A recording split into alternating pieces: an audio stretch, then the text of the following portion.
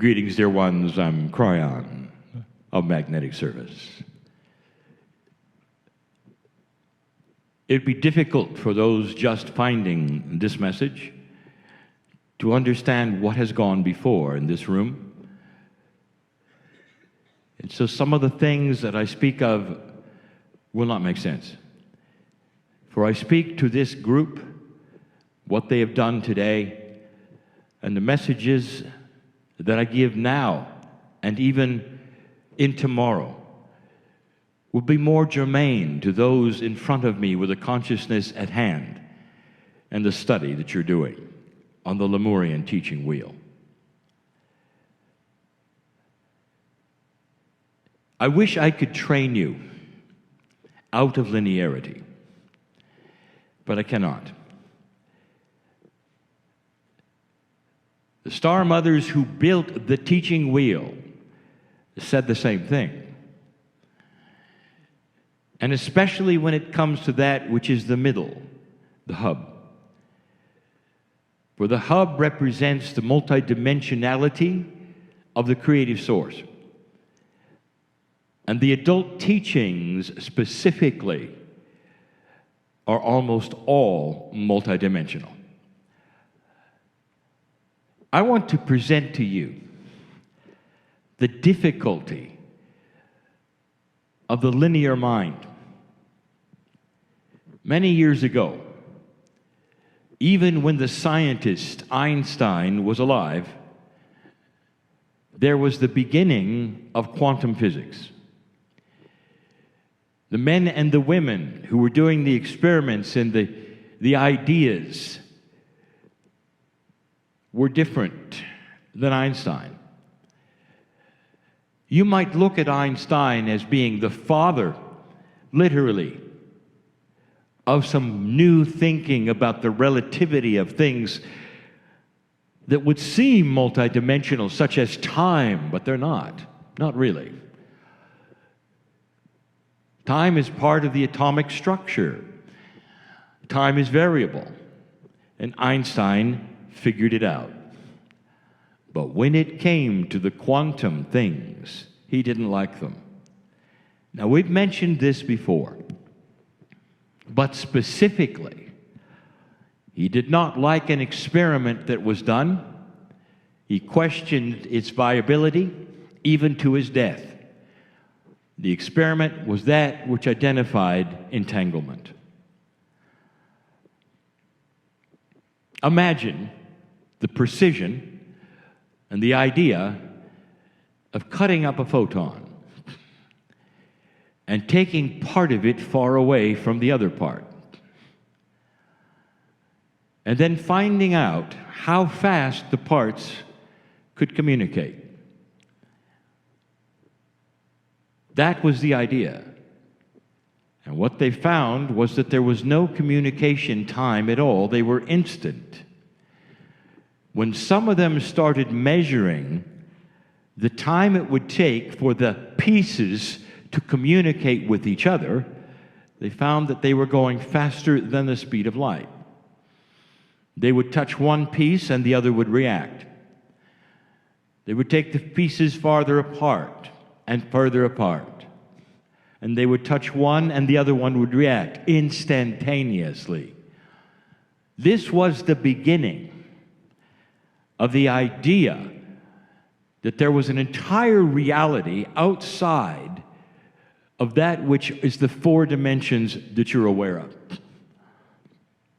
And when you go there, things don't make sense. Now, what did that linear mind of Einstein make of this? He denied it. He argued with it. He gave a non-scientific description and called it spooky action at a distance. That was his quote. That mind that you have put on a pedestal that gives you relativity and all manner of things that he was responsible for that had been proven, that mind could not get out of linearity.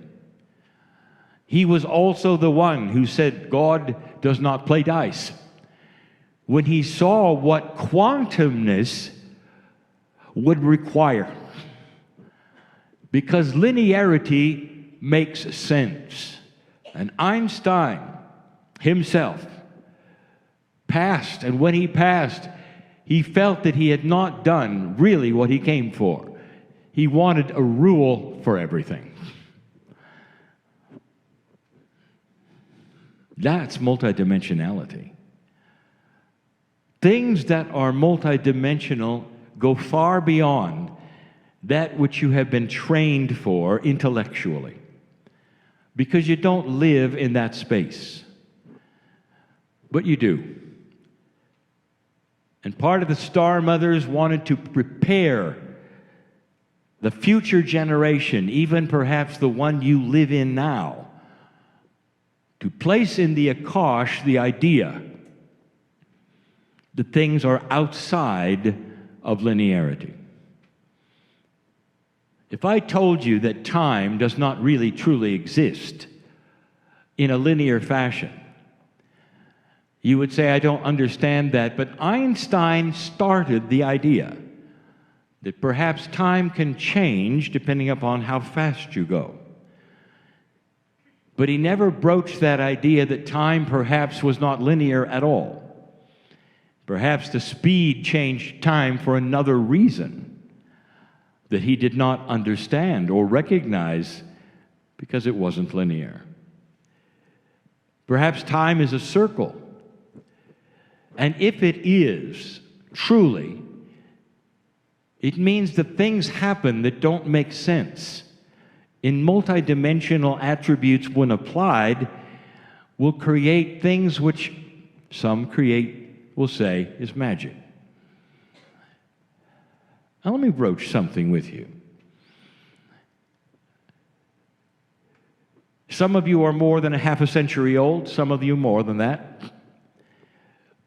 And yet each one of you, if I ask you to please right now, think about something that is etched in your mind right now, this lifetime, either negative or positive, whether it's the birth of a child or a betrayal or words that were spoken or a time or an accident, anything, whatever is most prominently right now, think of a way that it is actually now, right now.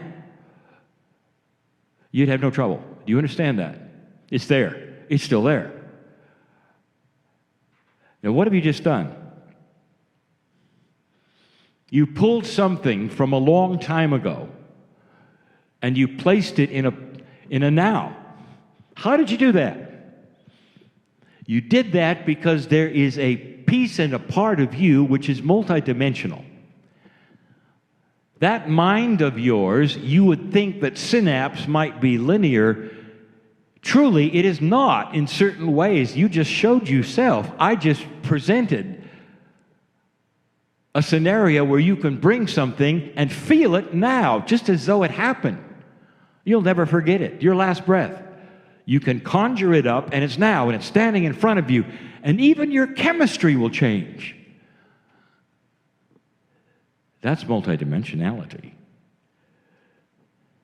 What if I told you that that is going to be enhanced in the human being to the point where past life experiences will start to be that which I will call all life experiences? What if I also indicated to you that beyond the thinking even of metaphysics today, that past life experience is controllable with what you remember, and that is to say, you can pull in now the best things that have ever happened, the most wise things that you ever did. You can take that which is your past lives on this planet and make it a library of wisdom placed upon you now, just like you did a moment ago with things that happened in this lifetime that I ask you to conjure up and live. My partner had a difficult time explaining that, and I'll tell you why. Because when I ask you to do it, there's some who did it. in such a way that it was quite emotional. What if this was possible in a soul dimension? Now, a soul dimension would be out of linearity. Your soul has been on this planet for thousands of years, and it's experienced so many things. What if you could remember all of the good ones and instruct that Akashic Record to bury the negative ones? What would happen to you? Who would you be? O wise one, who really would you be if suddenly everything that you had ever done, which was wise and good and beautiful, could raise to a place where you not only could just file it, it was active and you could access it instantly? And the answer is you'd be a master. That's what's going on.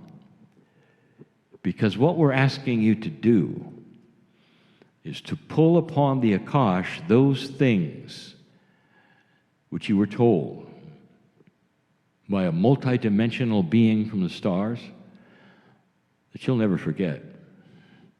It's etched in a positive way.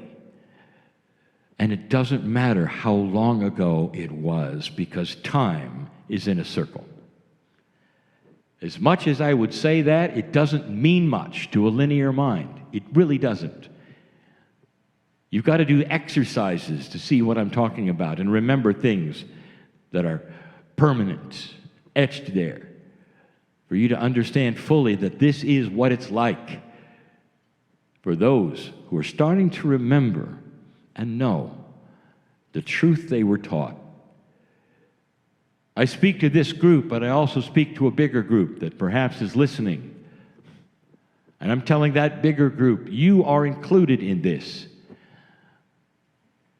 Imagine the ability to control what you remember. Let's say you could do that just in this life. I'm going to tell you something.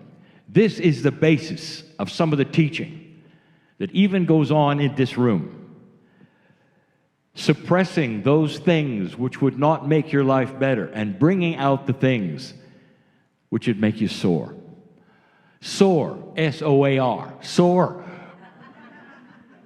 Fly with the beauty of peace in your heart. Taking the things that have always made your heart ache, whether it's the death of friends or the betrayal or any of these things, and put them in a box, you might say, and say to them, you're done. You were part of a reality that I am now not part of. You're finished. And you put them in a box, you lock the box, and you throw away the key. And instead, you instruct the things that would make you feel better and understand your magnificence that you lived through that were beautiful, and you bring them to the forefront, and you readjust all that you remember, and you say, let's put you on top. I'm a linear person. I understand that order of things, and I instruct you to be first in my mind. Would it make a difference in your life? Oh, yeah. It changes who you are. It changes what you think about. It changes your dreams. It changes your self-worth. What if I told you all of that is the field? No one in this room who spoke or discussed had it wrong. But almost all of you described something linear. It's the best you can do, and it's accurate. You start to understand the oneness of things, the timelessness of things, and the descriptions are beautiful. My partner's right. Because he was listening, I was tapping him, and I was saying, these are the ones. This is what's going on. They know. They know. Pulling out the knowledge is an exercise of remembering. And the more you pull upon that, the greater is your memory of perhaps a purity that goes beyond linearity. Let me present something. If I could tell you the truth here in a way that this group would understand and no other group who listens would understand, I would say the ones who were the closest were the children. Number one, it's sacred. It isn't just an idea. It's not a perception. It's not just oneness. If you had to name it, it would be sacred physics. That's something new.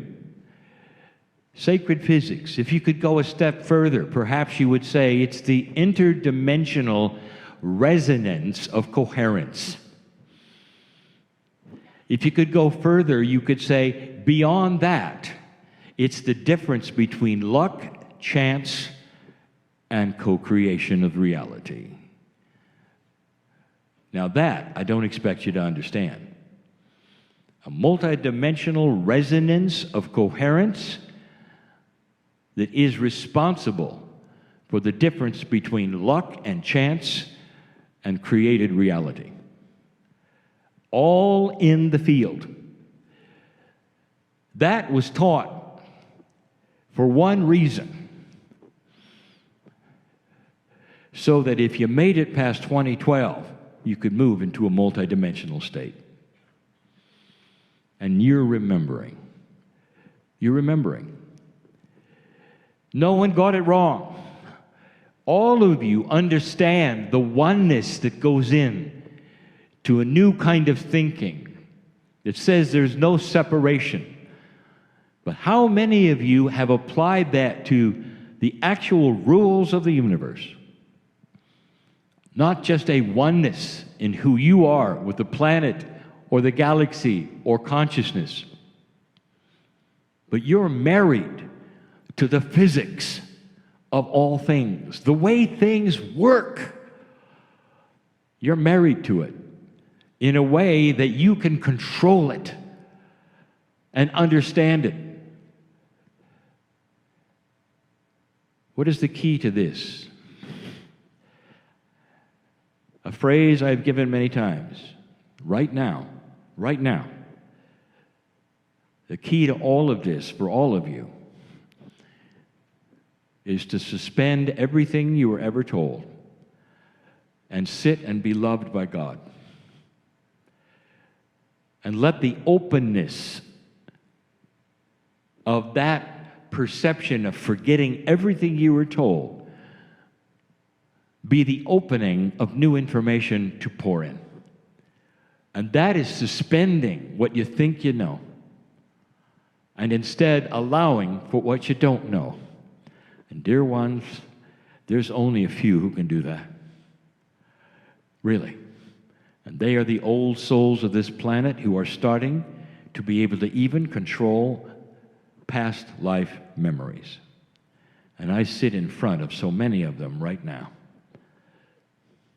I told my partners, start the seminars on things you don't know. Unidentified things that you can't teach. And when I told him that, he said, I can't do it. No one will come. When I said, come learn about something I don't know. And here you are. It's a new paradigm of teaching, where you would then turn to the old souls in the room and say, would you please identify what this means? And that's exactly what you're doing. And it's working. There'll come a time when the book is written and the ideas in the room will be presented in a concise and collated form, and every single attribute of the wheel will be correctly identified as best as possible. One of the hardest ones is the one you tackled today, called the field. And so we just added another aspect for you to think about that has to be beyond linear things, into that which you don't understand fully or know, but you can sense.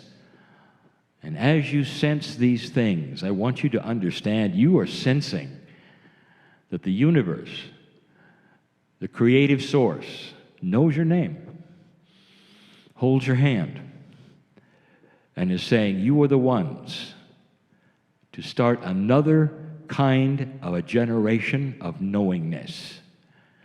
Because this information will develop and will go further than any other information my partner has ever given. And long after he is gone, it will remain. That's who you are. Go from this place changed. And so it is.